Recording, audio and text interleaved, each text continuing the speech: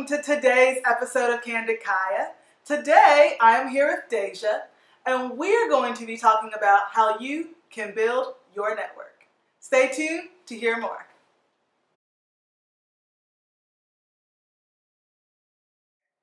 So hello, Deja. Hey, how are you? I'm well, thank you for asking. Let's just start with letting the viewers know a little bit about yourself. Yeah, so my name is Deja. I'm an Atlanta transplant from South Carolina. I went to Winthrop University. I got a BS in Integrated Marketing Communications, did our 5th year MBA program, studied abroad in Paris and Barcelona. Then when I finished up my grad program, came straight here to Atlanta because this is the place that I love and didn't want to be anywhere else but here. So I'm here. I've been networking my butt off, worked for some great companies, Home Depot, IHG, and really just building up my portfolio and my network of people. So I'm happy to be here. So Deja, how do you define networking? So networking to me is the opportunity to connect with someone you don't know, someone completely outside of your comfort zone, and really push yourself to present your best self to them and get to know their best self. You're getting to know not only them, but every other person that they've come encounter with, every experience that has helped shape them into the person that they are, and vice versa. Okay. So we all know that networking is something that at times people are really uncomfortable with. Right.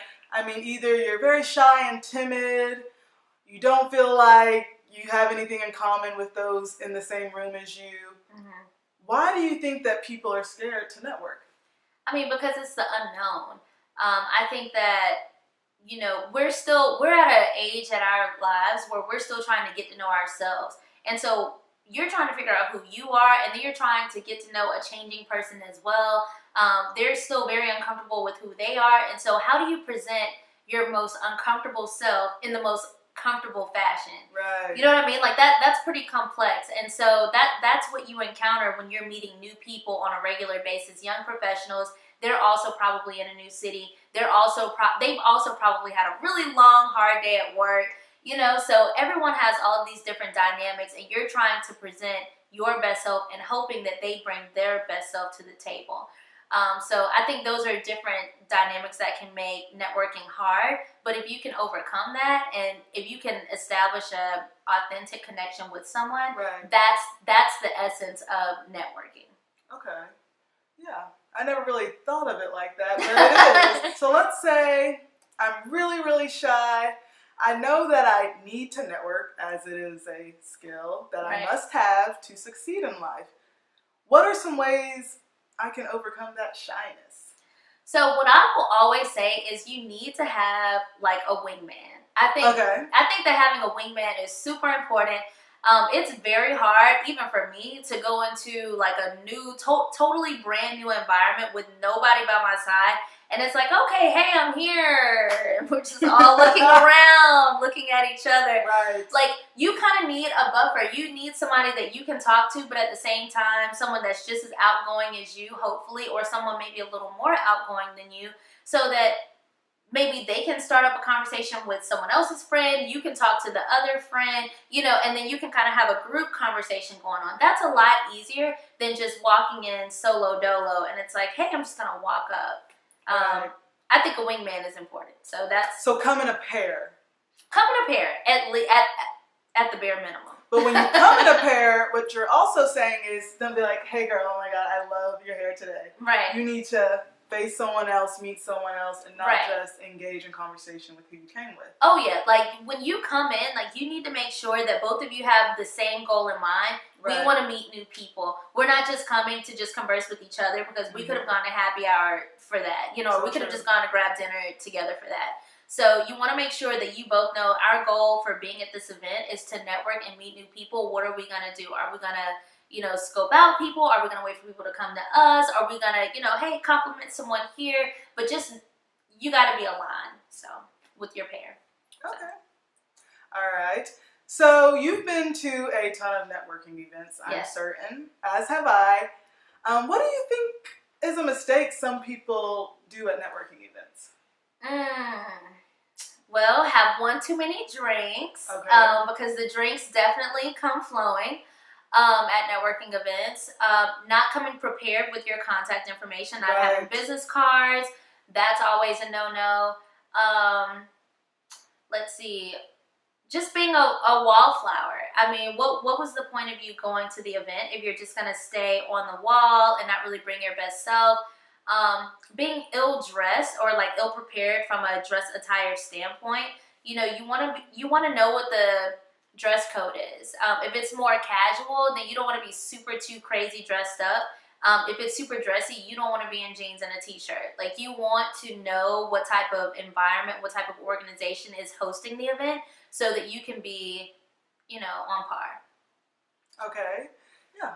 I agree with all of those mistakes, as well as something I've noticed is that when some people go to networking events, they recognize a familiar face and instantly go talk to that person. Right. That's all that they engage with. So it's like, why go to a networking event to meet new people and still engage with who you already know? Right. So that's another mistake I think people make. I think so too. And I think that if you do see a familiar face, definitely, you know, reach out, speak, you know, connect with your existing network and see if they know somebody else that you don't know at the event. Right. You know what I mean? Like, leverage their network. Hopefully y'all don't only know the same people. Like, hopefully they know someone that you don't know, and then that's an opportunity to expand your network. Mm-hmm. So Deja, you mentioned earlier that you're an Atlanta transplant. Yes. So you came to the city and there was only one thing to do, and that was grow your network. Exactly. How did you do that? So one of my good college friends was already here, Kelly, and then she and I, we basically tag team a lot of different networking events together. One other thing that I made sure to do was join new organizations. So I got my MBA, and so I made sure to join the National Black MBA Association Atlanta chapter. Also got involved, you know, with different volunteer opportunities and just any way that I could meet other young professionals. That was my end. I just wanted to connect with like-minded people that had the same goals as me, people that probably were in the same situation as me, new city, accomplished, educated, good job, but still just a little uncomfortable and just trying to find their way. Right. You know, people that are in similar situations, you can just relate to a little bit better. Right, and happy hours are pretty common across the globe. So if you do move to a new city, it should be fairly easy if you do want to grow your network to venture out and look on Eventbrite for opportunities such as that, really. Right.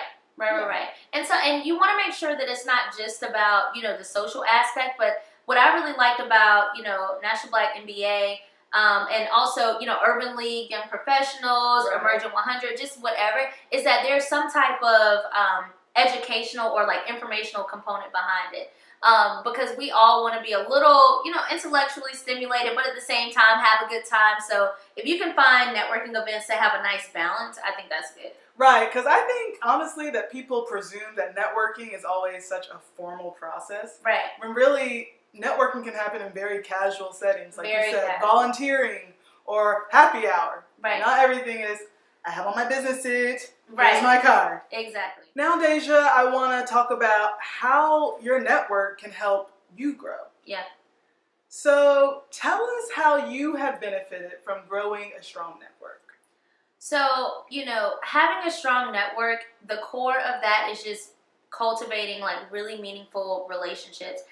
It's not about so much the quantity, but the quality of the people in your network. Right. You want to make sure that you are networking with people that, and I hate to say this, but a little above you. You know what I'm saying? People that are a little bit more accomplished, a little bit wiser, smarter than you, that have a broader network than you do, because they are only going to propel you further. If you are the smartest person in your circle, or if you are the most accomplished in your circle, then you probably need to find like a bit more diverse circle. You need to challenge yourself. You need to push yourself. So that's the first challenge. Then once you actually do that, if those people in your circle are truly as valuable as you are to them, then they're going to create other opportunities for you. The biggest benefit for me of having a really great network is opportunities have been presented to me that I was not looking for. Opportunities that just kind of fell in my lap.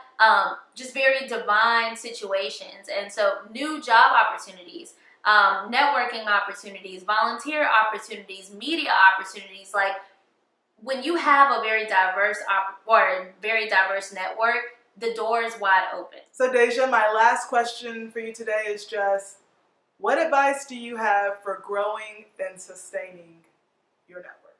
Yep. So to grow your network, number one, make sure that you just continue to put yourself out there. Always remain open.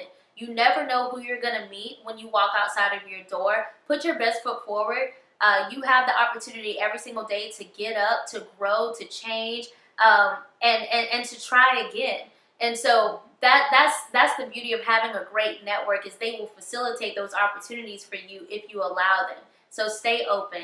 To sustain your network, you have to make sure that you reach back out. You can't meet someone one time and then expect for them to be in your network. You have to reach out, follow up. The power of the follow-up is so important. Don't take that business card, put it in your clutch, or bury it in your purse, your car, whatever, and never look at it again. What was the point? Right. Just shoot a quick email, shoot a quick text message. Be diligent about the network that you're trying to cultivate, because again, you never know how that one contact can totally transform your life.